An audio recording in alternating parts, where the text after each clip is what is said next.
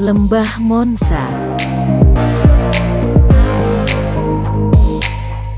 Lembah Monsa terletak di Kampung Sukamulya RT 03 RW 07, Desa Gunung Malang, Komplek Villa Bukit Makati Elok, Bogor, Jawa Barat.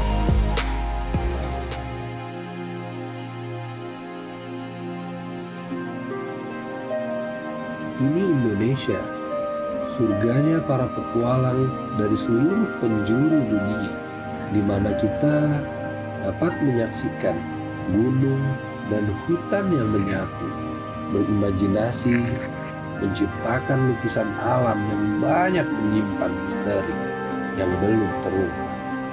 Dari Sabang sampai Merauke, gunung-gunung tinggi kokoh menjulang, yang diselimuti oleh hutan dengan pepohonannya yang rindang. Sementara gugusan pulau-pulaunya terbentang di bawah langit cerah dan biru, diiringi oleh debur ombak yang tak pernah berhenti untuk berlari. Indonesia adalah ibu pertiwi yang sudah selayaknya kita hormati dan hargai setinggi-tingginya, bagaikan ibu sendiri. Dengan meresapi keindahan alamnya, sudah seharusnya kita merendahkan hati di setiap langkah petualangan, hingga terlahir cerminan peluhuran akal dan budi pekerti, serta kepedulian antar sesama. Barangkali itulah yang tertanam di hati seorang pendaki berusia 70 tahun. Di usianya yang tak lagi muda, tak menyurutkan semangatnya untuk terus mengeksplorasi keindahan alam Indonesia. Puncak Mahameru, Anjani, bahkan Kerinci sudah disambanginya. Kegiatan mendaki menjadi hal yang biasa baginya. Mendaki gunung itu tak mengenal usia. Selagi masih sehat, jangan ditunda. Begitulah sepenggal kalimat yang keluar dari seorang Bapak Gunadi Getol MBA.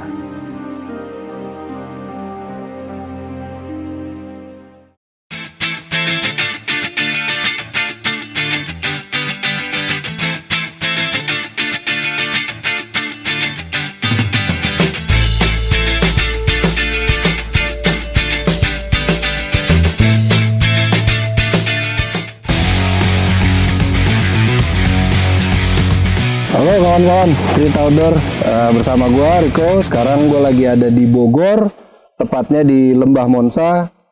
Sekarang gua lagi bersama orang yang sangat inspiratif. Mungkin beberapa orang ada yang sudah kenal.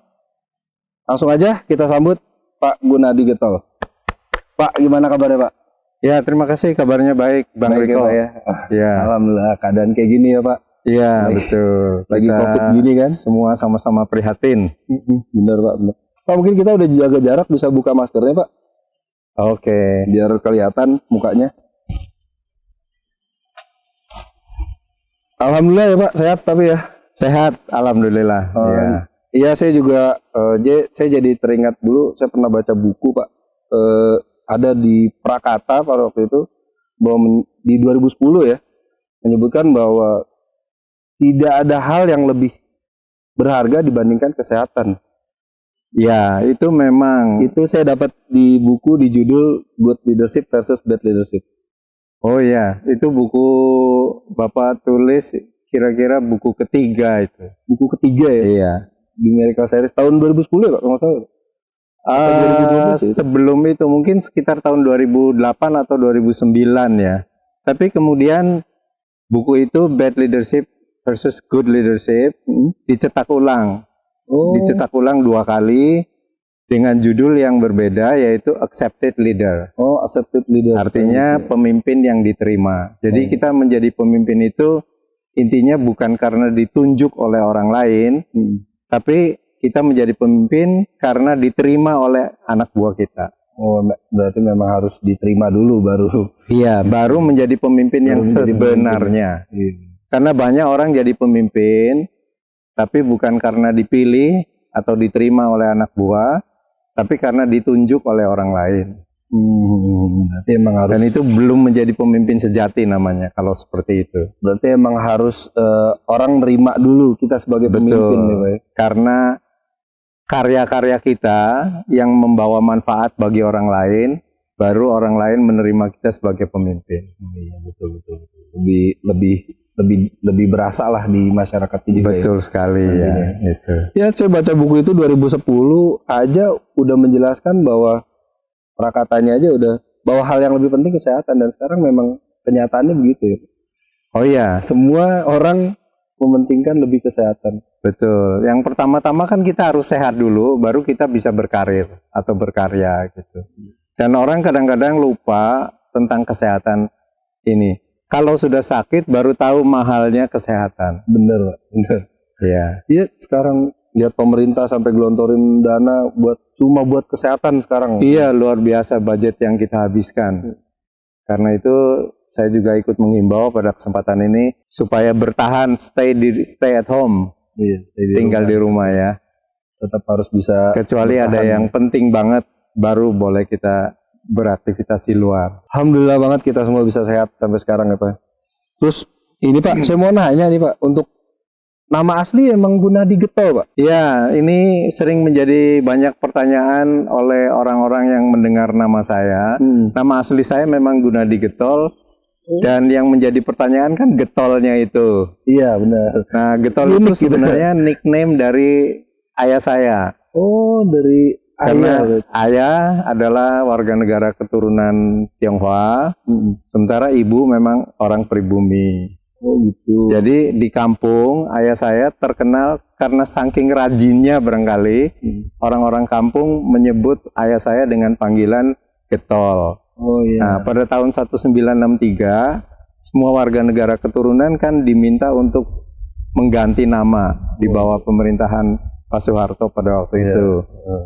Sehingga ayah saya bingung cari nama, akhirnya dia pikir sesuai dengan sebutan yang dia dapat dari orang kampung, Getol aja namanya. Oh, gampang. Nah, saya waktu itu masih berumur di bawah 21 tahun, jadi surat ganti namanya ikut sama orang tua. Oh gitu. Jadi Di situ tertera Gunadi bin Getol. masih. Maka kalau sejak sekarang, itu nama saya Gunadi Getol. kalau sekarang masih masuk dalam satu kakak lah ya. Iya, betul. Masuk dalam satu kakak. Oh, jadi emang turun dari ayah namanya. Dari ayah, iya. Makanya unik gitu maksudnya. Unik ya. Iya, jarang juga kan. Kalau kayak gitu berarti kan udah umur 21. Berarti waktu kecil panggilannya Waktu kecil panggilannya nama Chinese, nama gitu. Tionghoa, ya. Pas sudah ganti nama. Baru dipanggil Gunadi. Oh gitu. Iya. Dan dipanggil Getol juga enggak ya? Itu ayahnya ya. Getolnya cuma di KTP aja. Di KTP Iya. berarti. Kalau panggilan tetap Gunadi. Asli mana sih Pak? Asli Jawa Tengah ya, persisnya di Kota Tegal. Oh Tegal, Iya. asli Tegal. Berarti dulu Lahir di Losari, itu kota kecil di perbatasan antara Jawa Barat dan Jawa Tengah. Iya, Getol itu setahu saya bahasa Sunda juga Getol. Kalau Bahasa Jawa Getol juga, bahasa Sunda Getol juga ya. Iya kan, iya makanya sih. Iya. Oh, antara perbatasan ya, antara Jawa Tengah dan Jawa Iya. Barat ya. Makanya disebut juga gitu. Wah, ternyata Pak Gunadi ini putra dari Tegal ya. Umur 21 masih di Tegal atau udah? Saya lahir kan tahun 1948. Waktu itu kita balik nama itu 1963. Kelas 1 SMA. Oh, kelas 1 SMA tuh Iya. pas perubahan nama itu. Iya, makanya masih ikut kakak orang tua. Itu masih di Tegal berarti masih sekolah di sana ya? Masih sekolah di Tegal, ya. Bisa sampai ke Bogor? Wah, perjalanannya jauh. Sampai SMP saya di Tegal, SMA di Solo. Nah, sorry, waktu balik nama itu kita udah di Solo. Udah di Solo. Kelas 1 SMA ya. Di Solo. Waktu kuliah di Bandung. Kuliah di Bandung. Iya. Bekerja baru di Jakarta. Ini Setelah beberapa tahun di Jakarta baru pindah ke Bogor sampai dengan sekarang. berarti emang udah keliling juga ya sebenarnya ya. Iya. Itu namanya proses perjalanan hidup barangkali ya. Iya, dari Tegal ke Solo, Bandung, Jakarta sampai akhirnya Ke Bogor. di Bogor gitu. Iya. Nyaman Pak di Bogor Pak? Nyaman ini di Lembah Monsa kita lihat udaranya sejuk banget. Iya. Semua dikelilingi pohon-pohon. Iya, Masih udah alami. kelihatan lah alami ya, masih Iya. natural banget di sini gitu. Tapi emang di Bogor juga ini banget sih, adem gitu. Banyak Adem, orang iya. dari rumah rumah juga sekarang daerah Bogor gitu kan. Meskipun kalau di kotanya, kalau kita turun 15 km dari sini ke kota Bogor, ya sekarang sudah lumayan padat juga. Berarti kalau lahir 48, sekarang umur Bapak berarti 73. 73 ya? Iya. Udah 73, kawan-kawan. Tapi masih betah di Bogor ternyata. Kalau yang saya dengar kemarin ulang tahun ke 70 naik ke Kerinci. Sebenarnya saya naik Kerinci tahun 2017. Oh, 2017. Itu umur saya 69 menjelang ke 70. 70 ya, berarti Iya. di 70 ya. Iya. Itu gimana ceritanya, Pak? Sampai bisa mau ke Kerinci itu? Awalnya saya tinggal di Bogor, di Lembah Monsa ini di kaki Gunung Salak. Iya. Dan saya mengelola kegiatan outbound di sini. Yang disebut dengan nama Monsa Outbound. Monsa Outbound ya. Mountnya gunung, sanya Salak. Jadi outbound di Gunung Salak. Iya. Nah, karena saya mengelola Monsa Outbound, teman-teman fasilitator mengajak kita naik ke Gunung Salak dulu.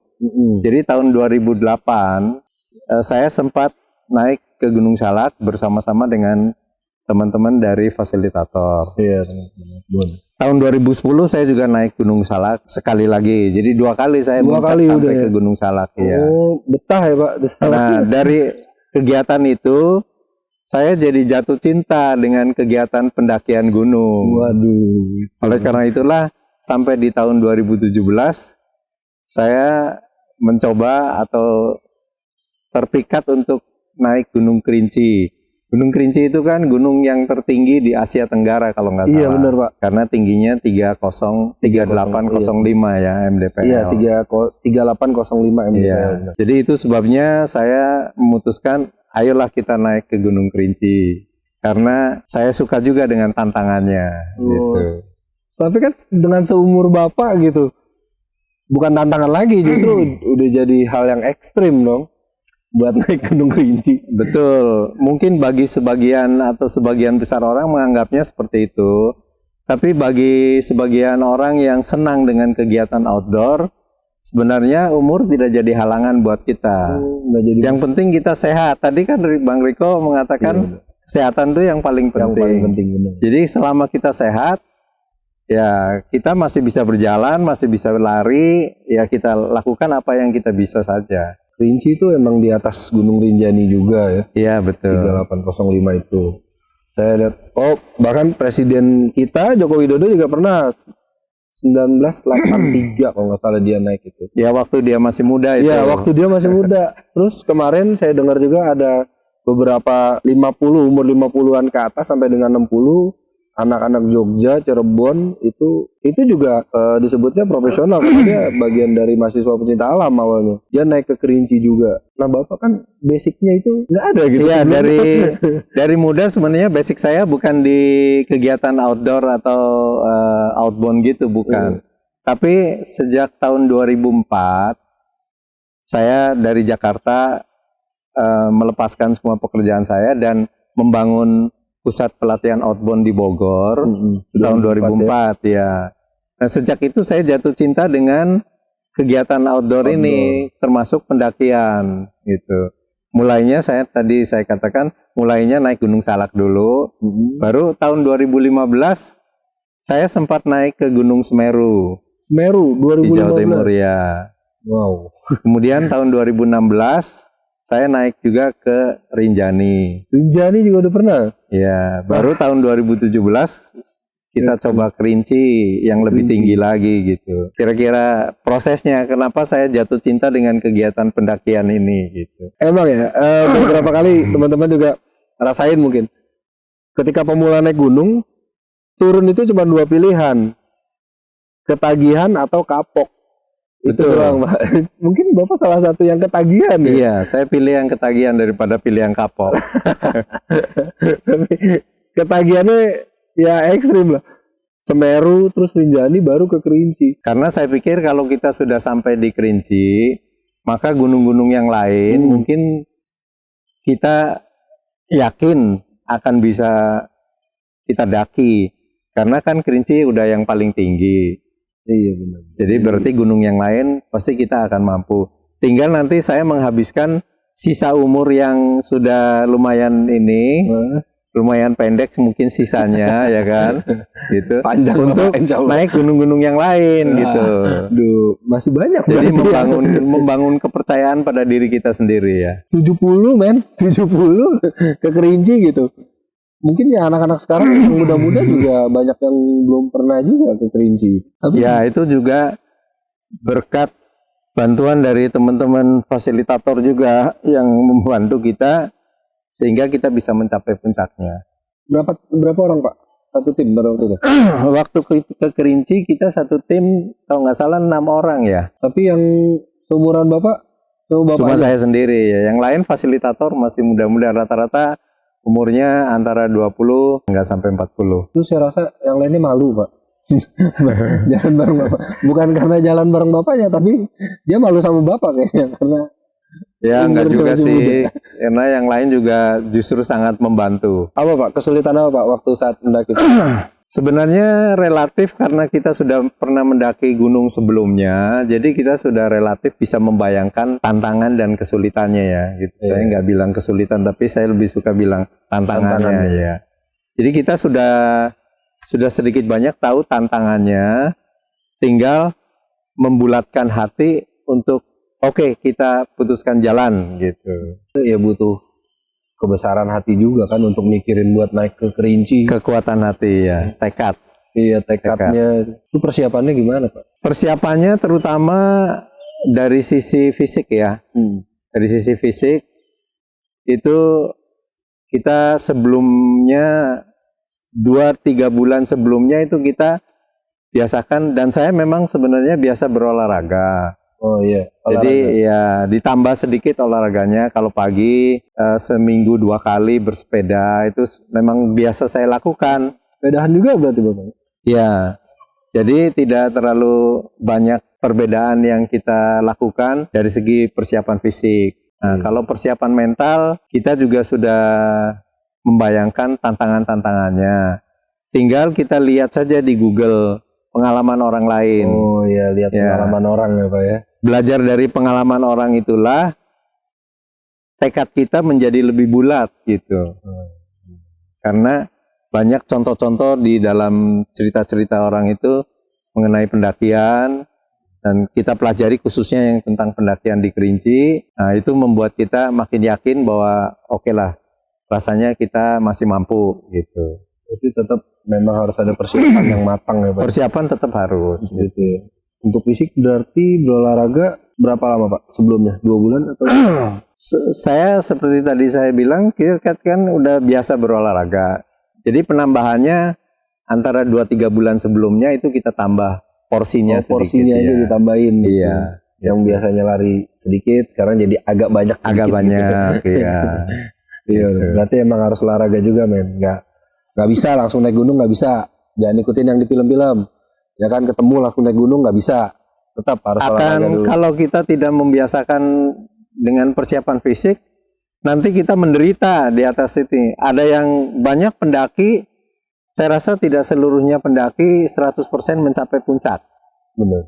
Ya, istilahnya biasanya para pendaki itu menyebut dengan summit ya. Iya. Nggak semuanya bisa summit gitu. Kalau yang persiapannya kurang, biasanya sampai di sekitar di punggung gitu, Pos terakhir lah ya. Pos terakhir, nah mau muncak nggak jadi muncak, turun lagi. Tapi pada saat ke Kerinci, Bapak ngerasa terpaksa nggak sih Pak? Harus sampai puncak gitu? Bukan terpaksa ya, karena sudah misalnya kita udah separuh jalan, kita tekad harus sampai gitu. Terus ke sana bawa keril ya? Berapa? Bawa ya. Berarti Kita kan bawa sendiri, tapi benda-benda yang berat seperti tenda, alat-alat masak kan dibawa oleh teman-teman tim fasilitator. Iya. Saya hanya membawa kebutuhan kita sendiri, diantaranya matras, sleeping bag, pakaian casual ya, gitu. Pribadi ya, jaket, jas hujan gitu. Kira-kira kalau dalam satu tas yang saya bawa itu mungkin nggak lebih dari 10 kilo ya. Ada gak Pak perasaan ngeluh pada saat mendaki itu Pak? Wah nyesel gitu naik sini susah ternyata. Kalau menyesal tidak ada ya, karena memang kita sudah tekadkan untuk mengambil keputusan untuk jalan gitu. Jadi tidak ada menyesal. Hanya kesulitan pada waktu itu di Kerinci yang ada Tugu Macannya itu. Nah dari situ kita jalan ke pos 1, pos 2, pos 3 itu makan waktu kurang lebih 6 sampai 7 jam kalau nggak salah. Nah, sampai di pos 3 itu harusnya kita terus ke shelter 1, shelter 2, shelter 3. Nah, di shelter 3 baru ngecamp, itu sudah mendekati puncak. Tapi waktu itu kita keadaan sampai di pos 3 itu sore agak mendung. Oh, Jadi kita putuskan agak gelap ya. untuk ngecamp di shelter 3. Kalau nggak salah kita ngecampnya di shelter 3. Nah, dari pos 3 sudah sore, setelah kita buka tenda, kita makan malam, kita tidur menunggu jam 12 sampai jam 1 malam untuk mulai summit kan. Oh, langsung berarti dari pos 3. Dari pos 3 kita langsung summit. Nah, itu terlalu jauh. Oh iya benar. Terlalu jauh sehingga agak capek summitnya kita waktu itu. Sampai di atas puncak Gunung Kerinci, keadaan cuaca juga tidak terlalu baik, dalam arti kata Kabut pada ya. waktu itu kabut, angin, sama mulai gerimis juga kalau nggak salah sedikit gitu. Sehingga kita nggak bisa lama di atas puncak, kira-kira mungkin nggak lebih dari 10 sampai 15 menit kita udah turun lagi karena anginnya sangat besar pada waktu ada di puncak. Tapi kita summit sampai di puncak. Iya, kalau dari pos 3 terlalu jauh. Seharusnya kalau masuk sampai ke shelter lumayan ya. Shelter Kita waktu itu di pos 3 atau di shelter 1, pokoknya agak jauh dari puncak. Sehingga waktu summit itu kita agak repot. kelelahan. Sampai di puncaknya kita udah kelelahan. Nah, itu yang harus dipelajari oleh pendaki-pendaki. Jangan sampai waktu summit itu terlalu lelah. Jaraknya terlalu jauh. Iya, jaraknya pos ke terlalu puncak. jauh. Harusnya masih bisa istirahat Mungkin lagi. itu pengalaman kita yang bisa kita bagi sehingga buat pendaki-pendaki yang akan datang itu harus betul-betul mempelajari jalurnya sebelum berangkat. Iya. Berarti emang Bapak juga belajarnya dari pengalaman orang juga ya? Dari pengalaman orang kita lihat di Google. Perlu juga men, pelajaran orang itu perlu diambil. Mungkin di sini juga bisa diambil pelajarannya, jangan terlalu jauh lah dari puncak ke base camp induk itu. Kalau bisa dekati puncak lah, baru kita ngecamp di situ. Itu berapa hari berarti Pak? Jadi total seluruhnya berangkat sama pulang 3 hari ya. 3 hari. Karena Buat turun trekkingnya. dari puncak summit, kita ada di pos 3 atau shelter 1 itu kita nginep lagi kan semalam. Untuk Istirahat ya, recovery. istirahat supaya memulihkan fisik kita gitu. Sebelum turun kita nginep lagi semalam. Oh, nginep lagi. Jadi totalnya Iya, nginepnya 2 3 malam, hari 2 malam. 3 hari 2 malam ya. Totalnya. Waktu kita turun ada kejadian yang cukup unik. Apa tuh Pak? Ada pendaki-pendaki yang naik, itu ada salah satu pendaki yang sepatunya atau sandalnya, karena dia nggak ini, sandalnya terbenam di lumpur, jadi ketinggalan sandalnya. Oh. Lumpur. Dia naik meneruskan dengan kaki tidak bersepatu atau tidak bersandal. Iya, lanjang kaki lah ya. Nah, Nyeker. saya menganjurkan bagi para pendaki jangan sampai mendaki gunung kok pakai sandal gitu. Iya. Jangan, harus minimum sandal gunung atau sepatu yang proper gitu ya, yang Jadi dia bagus pakai lah. sandal jepit gitu Pak dia. Kurang lebih, karena sampai masuk lumpur itu jalurnya di shelter itu dari shelter 1 ke shelter 2 itu kan jalurnya berlumpur. Lumpur, jalur air. Iya, jalur air, karena waktu itu hujan, banyak jalur air sehingga berlumpur. Kaki bisa masuk ke dalam lumpur. Pada waktu diangkat sandalnya ketinggalan kan. Nyangkut. Nah, Iya. kebetulan kita waktu itu pulang bawa sendal. Jadi saya kasih satu sendal itu untuk dia jalan karena kita nggak tega. Iya, jadi dibagi. Itu Betul. waktu Bapak turun ya berarti. Waktu turun kita Oh, udah waktu turun. Kan kita udah turun, kita udah nggak butuh sendal. Sampai bawah kan kita bisa beli lagi Iya, sendal. pakai sepatu terus. Iya. Berarti tuh, jangan pakai sendal jepit. Pakai sendalnya yang proper, sendal gunung atau sepatu gunung yang memang udah safety dan sudah diukur aturan pakainya. Tuh, kalau pakai sendal jepit, kalau ketemu Pak Gunadi lagi di gunung lain kan, bisa dikasih sendal. Kalau nggak ketemu nyeker sampai pulang. Nah, berarti emang pendakian Kerinci itu berkesan ya Pak ya? Berkesan. Setiap pendakian sebenarnya berkesan karena di situ kita bisa ada kejadian tiba-tiba di mana kita bisa ada kesempatan untuk nolong orang atau kita yang ditolong orang gitu. salah satu pengalaman pada waktu kita di mana ya, saya lupa lagi waktu ke Semeru atau ke Rinjani, pendaki yang di camp itu kehabisan beras Oh gitu. iya. Pokoknya apa yang bisa kita bantu pada saat di sana dengan teman-teman satu pendakian itu Berbagi Pak. kita berbagi gitu. Kalau di gunung tuh terasa banget manusianya ya Pak. Terasa banget ya gitu. Kalau di kota kebanyakan bohongnya. Nah, kalau di kota kan situasinya lain lagi. Iya. Sehingga tidak memungkinkan kita untuk berperilaku. Sebenarnya di kota juga bisa kita berperilaku tolong-menolong ya. Iya bisa. Tapi terasa kebutuhan itu terasa lebih tebal pada saat kita ada pada situasi pendakian seperti itu. Tuh emang harus perlu dicontoh tuh. Jangan ditinggalin kalau yang lagi susah. Ya. Harus lebih baik. Setelah Rinjani, selanjutnya mau kemana Pak? Ada gak target selanjutnya? Banyak gunung-gunung yang di tempat kelahiran saya di dekat kota Tegal kan ada Gunung Oh Slamet. iya ada Gunung Slamet. Di Cirebon ada Gunung Ciremai. Di Jawa Tengah ada Gunung Merapi, Merbabu, Lawu. Itu rencana Ya. mau ke sana Pak? Kalau saya bisa, fisik saya mungkin sampai sekarang kan saya usia 73. Saya pikir sampai usia 80 mungkin fisik masih lumayan gitu. Mudah-mudahan Amin, nih, amin, ya. Pak, amin. Saya aja lagi mikirin nyampe gak di umur 70 ya. Sekarang aja saya udah di umur 3, kepala 3 aja. Badan udah begini Pak. Harus berpikir nyampe. Jadi malu nih Mas. Kita itu kan menjadi apa yang kita pikirkan. Jadi Iya. selama kita berpikir positif, maka kita akan menjadi positif. Apapun yang kita cita-citakan akan tercapai. Amin. Jadi jangan Jangan pesimis ya Pak. pesimis dan bercita-cita rendah. Bercita-cita boleh tinggi. Dan kita berpikir positif, maka kita ikuti saja pikiran kita akan sampai pada tujuan kita. Kayak naik gunung ya Pak. Kalau Iya. udah pikirannya sampai puncak, tekadnya harus bulat sampai. Tekadnya harus bulat sampai puncak itu. Bapak pengen lanjut ke Slamet, ke Merapi, Merbabu dan lainnya itu kan. Untuk saat ini kan emang baru dibuka ya Pak, gunung-gunung itu. Covid itu kan baru dibuka-bukain lagi. Iya. Ya, pemerintah juga menganjurkan buat tetap protokol kesehatan di gunung gitu, baik dimanapun itu. Terus ada beberapa aturan Taman Nasional juga yang menyatakan bahwa harus antigen dulu, harus ya antigen lah intinya, antigen dulu sebelum pendakian, melampirkan itu, terus harus pakai masker. Untuk hal-hal kayak gitu menurut Bapak gimana Pak saat ini? Untuk saat ini setuju saya bahwa setiap rombongan yang ingin mendaki memang ada baiknya atau memang sudah seharusnya melakukan tes antigen terlebih dahulu ya. Tes swab antigen, atau kalau mau murah jangan lupa kita kan punya Genos. Iya pakai Genos. Itu kan murah. Hanya 40.000 kalau nggak salah per orang. Iya kalau di stasiun ya Genos Iya. sekarang pakai di stasiun. Ya? Iya. Dulu waktu awal-awal Genus malah cuma 20.000. Oh.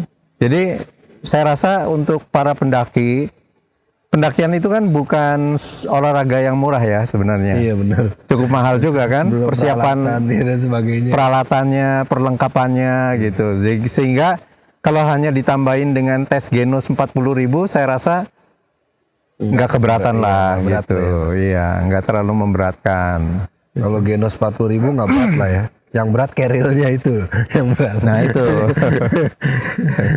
Berarti emang pemerintah udah cukup bagus lah ya untuk menutup, Iya. memberi aturan. Saya itu setuju, khususnya bagi gunung-gunung favorit ya. Ya? Iya benar. Gunung favorit kan gunung-gunung wisata itu seperti Papandayan Oh, di itu Jawa Barat, Gunung Gede. Gunung gede Pak.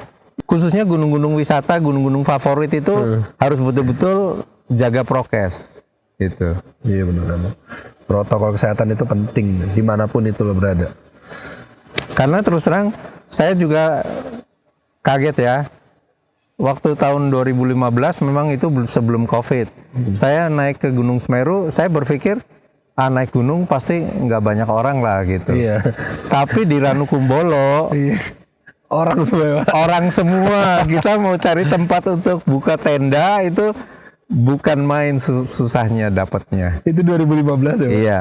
Gitu. 2015. Jadi olahraga pendakian itu sebenarnya sudah cukup menjadi olahraga favorit bagi masyarakat Indonesia. Iya, olahraga ya. Iya, kita bisa kaget. Terus terang waktu itu kan saya belum terbiasa naik gunung. Saya kaget lihat betapa ramainya di atas gunung itu, seperti itu, luar biasa. Sampai macet ya Pak? Iya betul, sampai macet betul. Sampai Semeru sampai Puncak juga Pak? Sampai. Bahkan menurut saya dibanding dengan Semeru, Kerinci itu masih lebih mudah. Menurut saya meskipun Semeru bukan yang tertinggi, tapi yang tersulit untuk didaki karena menuju puncak itu Pasir ya Pak? pasirnya tebal sekali. Paling tebal menurut saya di Semeru. Kalau di Kerinci pasirnya tidak terlalu tebal. Iya emang Semeru tuh pasirnya nginjeknya 2 langkah naik, turunnya 3 langkah. Betul. Minus Sehingga nggak nyampe-nyampe. Iya. Itu mungkin bisa diceritain nanti Pak, kita buka sesi baru biar pada penasaran yang lain kan. Insya Allah Sesi siap. Semeru ya. dan Rinjani selanjutnya ya kan. Iya. Terus mengenai hobi Bapak sekarang lah ya disebutnya, yang sekarang Bapak geluti ini kesukaan naik gunung dan sebagainya. Tanggapan keluarga bagaimana Pak? Dengan umur Bapak yang sekarang? Keluarga sih pada saat saya berangkat gitu mendoakan supaya selamat ya. Jadi keluarga saya cukup mendukung lah gitu. Ya kan ada juga yang wah nggak setuju nih dengan gini, ntar takut gini, takut gitu. Saya pada saat naik gunung kan selalu dikawal oleh para fasilitator dan selalu bersama saya salah satu anak angkat saya. Oh, Iya. Jadi kita bareng sehingga keluarga juga nggak terlalu khawatir. oh gitu. Jadi emang udah ada yang ngejaga lah ya Pak ya. Iya. Bahkan untuk ke depan kalau saya naik gunung lagi, mungkin cucu saya udah bisa ikut. Wow kan. Iya. Cerita outdoor kira-kira bisa ikut gak Pak? Bareng ya kan? Sebagian dari cerita outdoor kan memang jadi pengawal saya. Iya, tim Bapak juga ya, Tim Pak? saya, iya. Kita kan satu tim sebenarnya nih. Iya. Ya mudah-mudahan nanti kita bisa bikin konten buat naik gunung bareng sama Pak Gunadi ya. Mudah-mudahan kita tetap sehat juga. Siap, ya. Terus impian besar Bapak nih dengan sekarang umur udah 73. Kedepannya apa lagi Pak? Impian saya hanya, kan saya sekarang ini mengelola pusat pelatihan outbound ya di sini di Monza sini. Nah, saya hanya berharap kedepannya COVID segera selesai dan kegiatan outbound kami bisa terus berjalan kembali. Tetap berjalan. Karena sekarang ini kan dengan adanya COVID kita jadi nggak boleh berkerumun. Di aturan Sehingga lah ya. semua pelatihan-pelatihan, training-training kita jadikan training virtual. Oh. Nah kalau outbound kan nggak mungkin outbound virtual. Iya bener.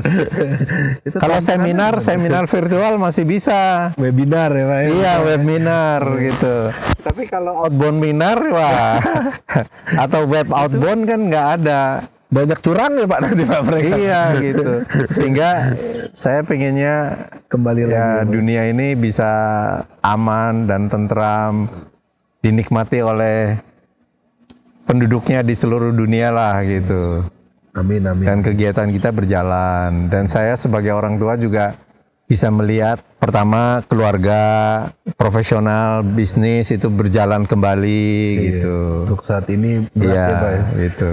Dan terutama untuk bangsa Indonesia agar supaya kita menjadi bangsa yang lebih maju ke depannya gitu. Karena Indonesia ini kan sebenarnya seperti permata dunia kalau saya sebutnya. Oh, Iya. sebenarnya bisa Negara yang kaya raya, ya. natural resources-nya banyak banget. Hanya saja pengelolaannya yang di sana sini masih terjadi kekurangan-kekurangan, dan yang terutama sekali saya pengen banget mendapatkan pemimpin yang bersih dan jujur. Iya, Bukan hanya pemimpin yang pinter, tapi pemimpin yang jujur. iya benar. Itu emang Pak itu susah Pak. Harapan kita lah. Ya harusnya memang Tuh pemimpin-pemimpin, calon-calon pemimpin baca buku Pak Gunadi dulu tuh semuanya. Iya, betul. Biar bisa jadi pemimpin yang benar dan jujur. Ini salah satu buku saya, ini judulnya Accepted Leader kan. Tadi, nah inilah, ini menjadi harapan saya terbesar ke depannya, bahwa kita punya pemimpin yang memang diterima oleh rakyat Indonesia. Iya. Berarti Bapak ngelola tadi Monsa ini udah berapa lama, Pak? Kurang lebih dari 2004 sampai sekarang ya. Jadi berapa, 17 tahun ya? 17 tahun dulu. Iya, 17 tahun. Lama juga. Udah banyak berarti udah perusahaan udah banyak yang masuk ke sini, Pak. Pelatihan-pelatihan. Banyak sesungguhnya, terutama klien-klien kita dari PT Sinar Sosro. Oh, Sinar Sosro. Itu sampai kurang lebih 23 kali mengirim rombongan karyawannya Semua untuk berarti, Pak? beroutbound di sini, ya. 23 kali karyawan. Dari Kinocare itu juga sampai beberapa kali. Berarti sampai security Iya. juga ya, Pak? Betul, sampai security juga ikut. Pada saat outbound memang dianjurkan karyawan tingkat terendah sampai tertinggi, sampai direkturnya istilahnya, itu ikut bersama-sama. Gitu. Kalaupun director biasanya tidak ikut dalam keseluruhan game, tapi dia bisa menjadi motivator bagi rombongan karyawannya. Oh, yang lain-lainnya. Iya, gitu. Mantap, berarti ya PMB itu banyak sebenarnya. Mungkin kalau udah normal bisa lah datang ke sini, mungkin langsung bisa ketemu Pak Gunadi ya Pak, buat ikut pelatihan di sini biar karyawannya pada giat-giat kerjanya. Ya, khususnya dari cerita outdoor kan sudah terbiasa dengan kegiatan-kegiatan outdoor. Jadi tidak akan mengejutkan pada saat mengikuti outbound. Untuk berbagi tips nih Pak buat orang-orang yang mungkin seumuran Bapak gitu, pengen naik gunung gitu, mungkin Bapak bisa kasih tips. Selama fisiknya masih sehat, tipsnya untuk orang-orang yang seumuran saya rasa selama fisiknya masih sehat ya, tipsnya adalah jangan ragu-ragu. Lakukan apa yang Anda bisa, lakukan sekarang gitu. Jadi jangan menunggu lagi. Kalau sudah seumuran saya, menunggu lagi udah pasti terlambat, gitu kan. Jadi gitu. Langsung aja gitu. Iya, lakukan dan jangan takut selama Anda punya tim. Oh, timnya ya. Iya, jadi timnya. kuat. Bagi orang-orang seumuran saya tidak mungkin mengandalkan kemampuannya sendiri untuk melakukan pekerjaan seperti pendakian sebuah gunung gitu. Jadi bentuklah satu tim yang akan mensupport Anda selama perjalanan. Oh. Itu tips untuk orang-orang yang seumuran saya. Dan lakukan, jangan ditunda lagi. Gitu. Gitu berarti teman-teman yang udah kira-kira udah seumuran dengan Pak Gunadi, di antara 50 ke atas lah ya, 70 apalagi gitu. Bikin tim aja dulu, jangan ragu-ragu, langsung aja lakukan sebelum terlambat itu. Itu penting banget. Penting Kita banget punya ya. tim itu yang mendukung kita itu penting banget. Oh. Berarti emang harus timnya juga harus disupport juga, harus dikuatin juga ya. Iya, kita nggak mungkin mengandalkan kemampuan sendiri saja, tapi kerjasama dan dukungan dari tim membuat kita mampu. Itu yang harus dilakuin. Terus buat ini Pak, motivasi buat anak-anak muda nih Pak, yang masih di rumah, yang sekarang lagi rebahan nih Pak. Kalau sebenarnya kalau untuk anak-anak muda, yang paling sering orang lakukan adalah membuang waktu. Membuang waktu ya. Membuang waktu itu macam-macam. Bisa aja seperti Bang Riko tadi katakan, lagi tiduran di rumah. Iya, rebahan. Itu buang waktu sebenarnya. Gitu. Melakukan pekerjaan yang nggak penting. Iya. Ya, seperti balapan liar. Ugal-ugalan Kalau ya. balapan beneran penting. Iya. Tapi kalau balapan liar itu nggak penting. Apalagi kalau minuman keras. Waduh. Apalagi kalau sampai lebih parah lagi yang kena narkoba. Nah itu adalah hal-hal yang nggak penting, hal-hal yang membuang waktu Anda. Bagi anak-anak muda itu yang menurut saya, menurut pengamatan saya, secara tidak sengaja atau sengaja dilakukan dan itu membuang waktu Anda. Padahal waktu itu sangat berharga. Cari pengalaman sebanyak-banyaknya untuk bekal dalam mencapai sukses. Experience sih Pak ya. Iya. Tuh buat anak-anak muda, jangan pakai buang-buang waktu lagi, langsung cari pengalaman di luar. Jangan kebanyakan rebahan, apalagi yang narkoba tuh. Udah nggak keren sekarang narkoba tuh. Pokoknya buat lo semua, ayo kita cari kegiatan yang lebih positif, lebih kreatif lagi anak muda sekarang, biar kita bisa capai apa yang kita tuju. Oke Pak Gun, terima kasih banget buat ngobrol-ngobrolnya hari ini. Mungkin mudah-mudahan bermanfaat juga buat yang di rumah, cerita inspiratifnya. Semoga kita semua juga tetap sehat, biar Ibu Pertiwi juga tetap kembali sehat lagi semuanya, biar kita semua tetap bisa berkegiatan. Iya, terima kasih sama-sama Bang Riko ya. Semoga teman-teman semua sehat dan tetap produktif. Amin, amin, amin.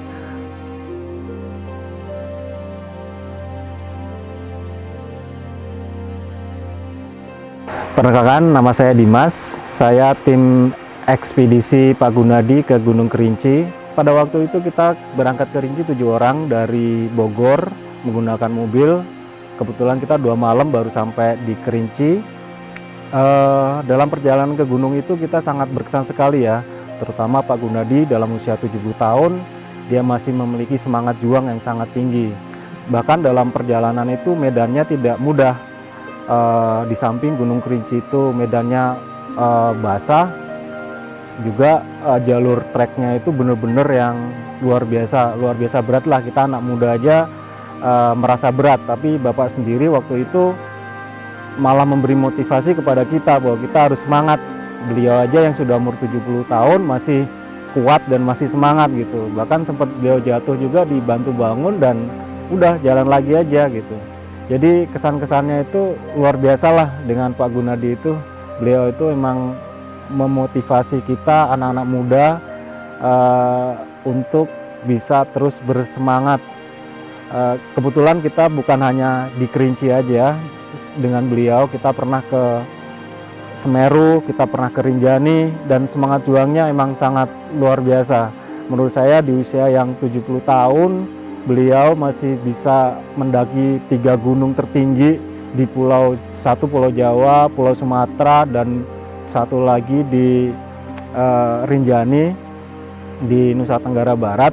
Jadi menurut saya beliau tuh emang sangat luar biasa. Dan ya sekarang ini usia beliau sudah 73 mau ke 74, semoga semakin sehat dan mudah-mudahan kita masih bisa diberi kesempatan untuk mendaki lagi di lain kesempatan. Itu aja kesan-kesan dari saya untuk pendakian ke Kerinci kemarin, terutama untuk Pak Gunadi. Semoga selalu sehat. Terima kasih.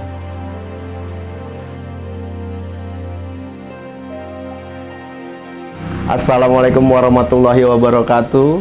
Nama gue Denny Fajar, biasa dipanggil Denny Om Tarsan.